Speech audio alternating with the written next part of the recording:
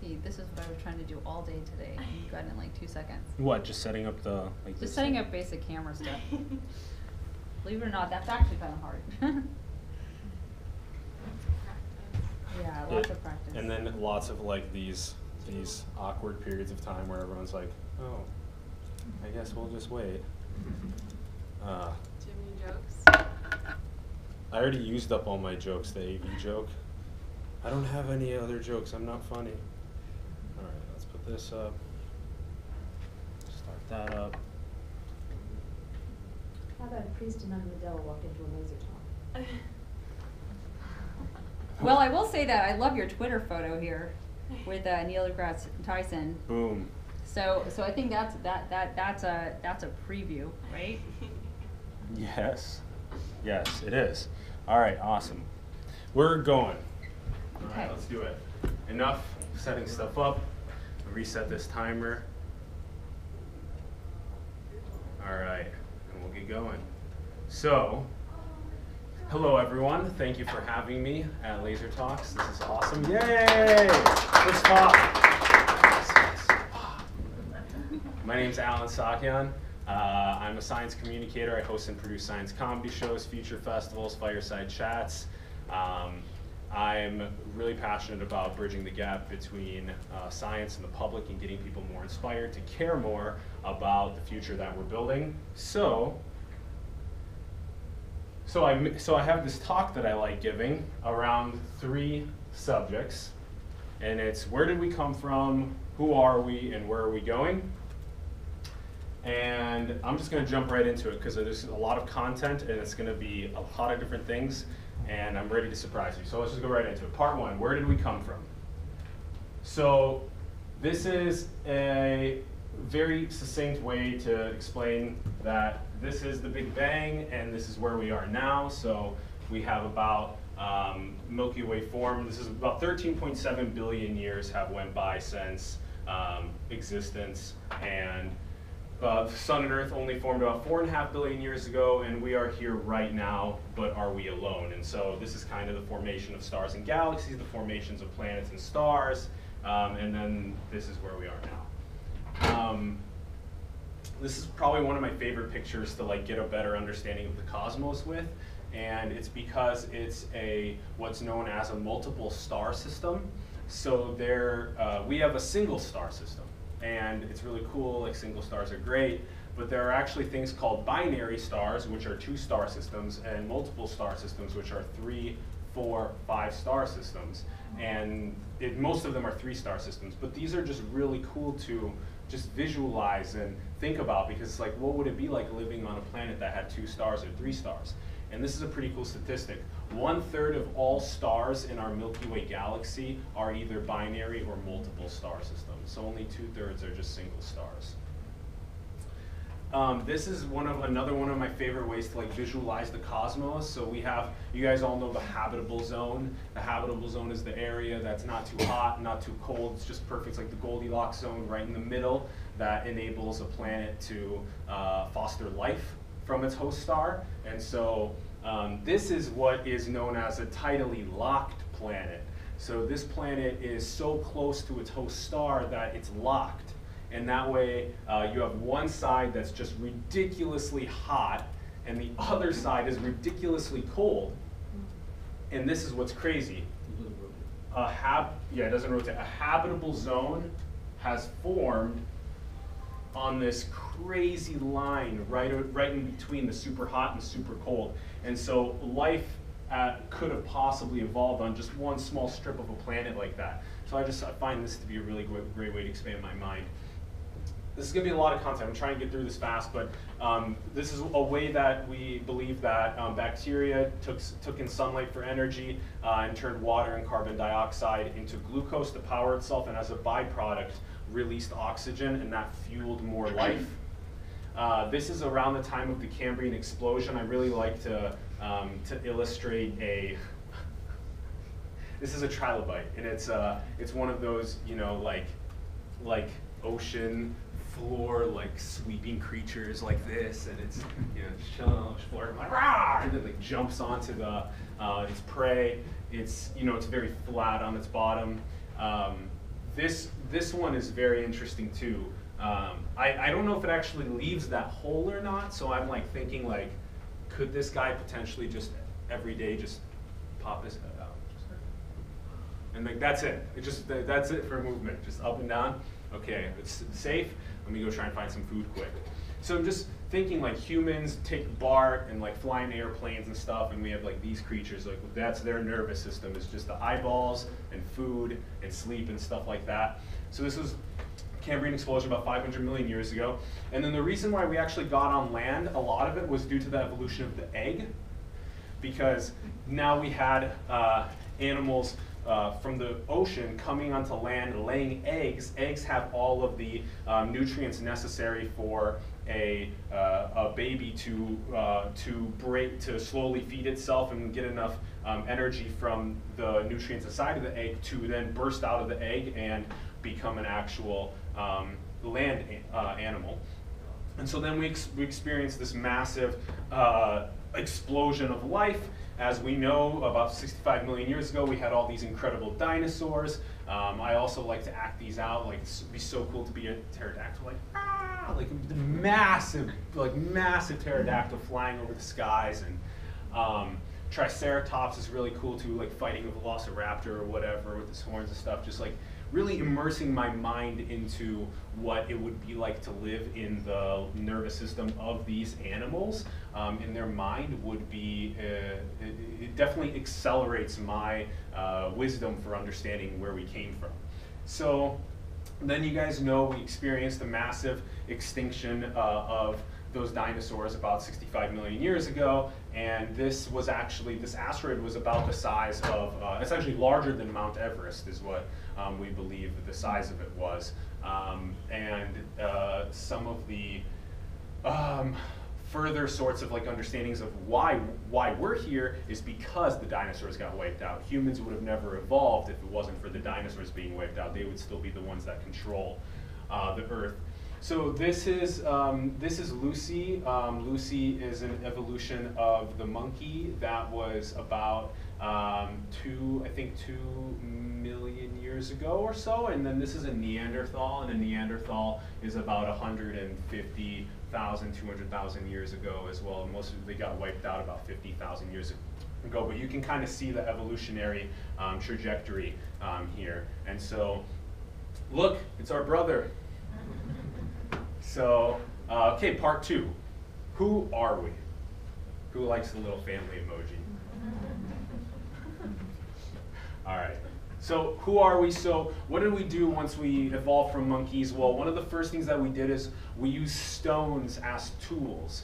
And so we were able to do things like turn them into weapons or help us slowly like chip away at wood and make homes with it. Use them as pottery for things like bowls and things to carry water and stuff like that. And then discovering fire, you know, a lot of people think like, did we invent fire? Well, we don't quite know. It could have been just, you know, lightning struck and we were like, oh my gosh, like, can we figure out how to like control that? And so then being able to control it over time and cook food over it, use it for shelter, use it for warmth, use it for building more civilization. So this is another one of a really interesting photo that I like to act out because this is an important way to understand language. And actually, evolutionary scientists say that language is one of the least understood developments of human evolution. Because there's no way for us to really understand how it came to be. But one of the ways that I like to sort of get excited about language is to think about how did these people communicate back then? Okay, so all right, so this person's trying to assemble this, what looks like maybe part of like a little teepee or maybe part of the fire, we don't know, maybe part of the house. But so maybe this guy knows how to assemble it better, and so he walks over and goes like, and just shows through like grunts and stuff like that how to do it, and then shows that it's stronger, and then maybe over time they start using things like and so they're trying to say stick maybe, or the beginnings of the word stick. And so, my bad on the screensaver. So maybe that is the way that maybe that is the way that language evolved, is the slow collaboration of using language as a tool for us to get to know how to label things and accelerate civilization. So we leveraged art to be able to tell better stories. So this is from a cave, I think 20,000 years ago, I believe in France, and in France. But this is a horse, I believe, and or a horse and a bull maybe. But it's beautiful art. I think it's really crazy to think that like 20,000 years ago, humans somehow figured out how to make these beautiful illustrations on walls and tell stories through that. This is definitely one of my favorite pictures about who are we. This is kind of like the epitome of like the start of civilization. We talked about fire, we talked about these social cues. We have, you know, these stone tools that are now being used to carry water. We have a stone tool here being used to hunt. We have now domesticated animals. And the probably most important of all is we've now planted food next to our homes. And because we have now leveraged wheat and been able to grow next to our homes, now we have the advancement of civilization that can kind of like stay near these homes, and like we don't have to go out and hunt as much, and that this makes it easier for us to feed and grow our population. This is one of the next largest advents in human history, is the wheel. This was actually completely made of wood. And this is like 5,000 years ago. It's completely made of wood, which is crazy to think of, because how the hell did you even come up with a piece of wood that big? How did we figure that out? And then we were just like, okay, put this, put something through the middle of it, and then put stuff in the back and roll it along. And so these were crucial in, and we'll get to that in the next slide here. Does anyone know what this is called? Just shout it out. The Silk Way? Yeah, the Silk Road, Silk Route. So this is what, about 2,000 years ago, this is probably the most important trade route that was ever established and used in the world. And what you, blue lines are sea lines, so those are ocean lines, and then the red lines are land lines. I was doing some research. I was trying to figure out how long it would take to walk from Java to Europe. It'd take about 6 months to walk. And so because of the wheel and because of a horse that can average a speed of maybe about 3 times the speed of like a human walking, you can get from Java to Europe in maybe around 2 months. So it makes it pretty grateful for planes, right? So this was massive. China was trading silk, horses were being traded and brought around in different places. It was a massive advancement for civilization. Also, this was a really important way for us to progress politically and culturally, because people from Java were able to meet people from Europe, Persia was able to meet Somalia, Egypt, China, and this was a great first starting point to cultural development in geopolitics. Back then they didn't call it geopolitics. All right. This is money. Money's a really massive advancement. Rather than just bartering for things, we now are able to use things like coins, and I really love these coins. I was just thinking about it myself, like tigers and turtles and dolphins and like bulls, and I was just thinking, like, we have like dead presidents on our coins, but they've done a lot. But I think these are really great ways to express nature, and this was massive for being able to trade.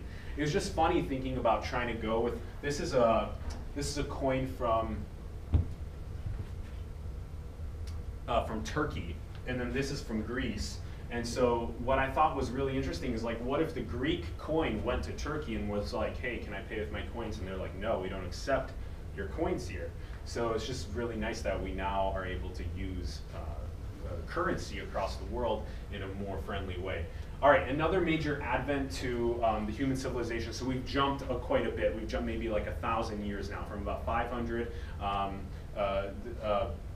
so 1,500 years ago to about 500 years ago. This is the advent of the printing press. So this is a really, Gutenberg, German, made it. This is crazy because Excuse me.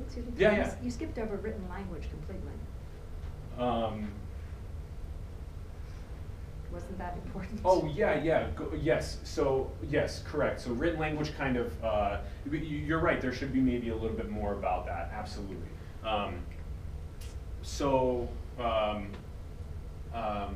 I thought maybe some of that I was trying to clarify with how tribes work together and art on the walls and stuff. Even though art may not have had exact the handwritings on it, although that may have been my inference. But you're right that there could have been even more about writing. So this is the printing press. Is just this crazy invention. Rather than the way it works is that you take this massive sheet, put it in here, close the top. There's holes in the top. Then that goes and lays flat on all of these assembled letters that have ink on them. You put them under the printing press. You close it. You push on this really hard on this lever. It pushes down on it. You pull it up, and voila, you have a printed sheet. And you can do that so much faster. Look at how fast you can do that. And print Bibles. The religion spread like crazy because of this. And so that was about 500 years ago. And then we move on to the advent of the telescope. One of the reasons why I really quick story about this is that it's crazy thinking about how religion was so focused on the Earth being the center of the universe that when Galileo and Bruno and Copernicus said that it's absolutely not, that then Bruno got burned at the stake. Galileo was incarcerated for his last 10 years under house arrest, and they were just trying to explain that the Earth is not the center of the universe and that the sun is the center of our solar system. And this is a microscope, one of the first microscopes. So Thomas Edison invents electricity. He had a partner that he worked with as well, and Tesla was obviously a major contributor to this as well, to electricity. We go on to the Ford Model T, an incredible invention for transportation. Henry Ford sold 15 million Model Ts in 20 years. Crazy. And you guys all know his quote that if you would have asked people what they want, they would have said faster horses. So penicillin, a major advancement in antibiotics, being able to fight bacterial infections, crucial. Henry Ford was around 1910, this is around 1940 now. Does anyone know what this is a map of? Facebook connections? That's funny, it's close. This is a map of commercial flights. So you can now take a commercial flight, look at how many lines